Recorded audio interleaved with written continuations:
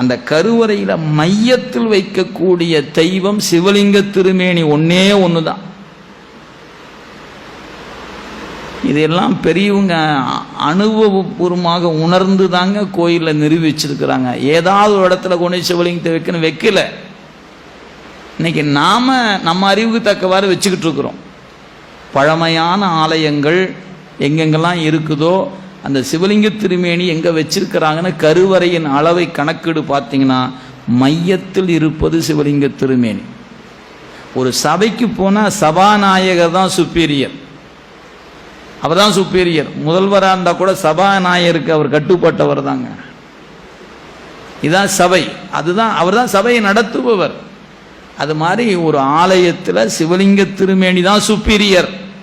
நவகிரகங்களோ இல்லை ஏனைய பரிவார மூர்த்திகளோ சுப்பீரியர் அல்ல. அவங்கெல்லாம் வைக்கப்பட்டிருப்பது இவங்களெல்லாம் கண்ட்ரோல் பண்ணுறவர் அவர் தாங்கிறது எல்கேஜி மாணவர்கள் தெரிஞ்சுக்கிட்டுங்கிறக்காக வச்சிருக்கிறாங்க. நாம் என்ன பண்ணுறோம் தெரியுங்களா? போய் அவரை சுற்றுறதை விட்டு போட்டு இந்த 9 பேர்த்த சுற்றிக்கிட்டே தெரியும்.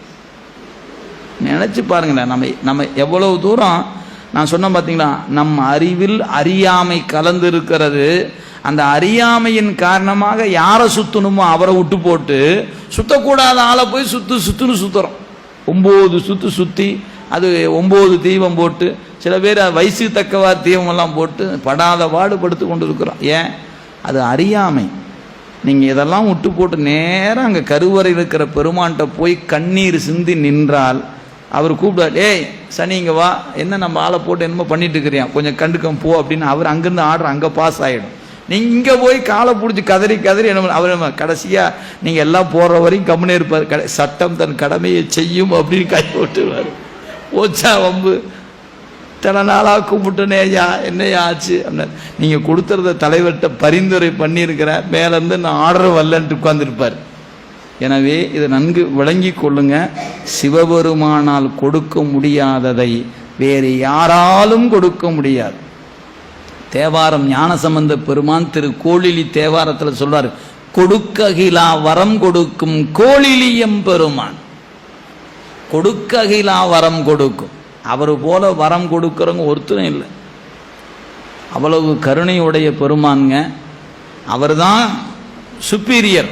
அவருக்கு மேலே இன்னொரு சுப்பீரியர் இல்லை. நாம் இருப்பதாக நினைந்து நினைந்து தடுமாறுகிறோம். அப்படி நினைப்பதே ஒரு வகையில் குற்றம் அது. ஆனால் நமக்கு அது தெரிய மாட்டேங்க. தெரியாதனால நினைக்கிறதுனால ஒன்றும் இல்லை. எனவே இறைவன் என்கிற திருமேனியில் பல வடிவம் உண்டு. அதில் சிவலிங்க திருமேனி உருவத் திருமேனிகளோட சிறப்பானது.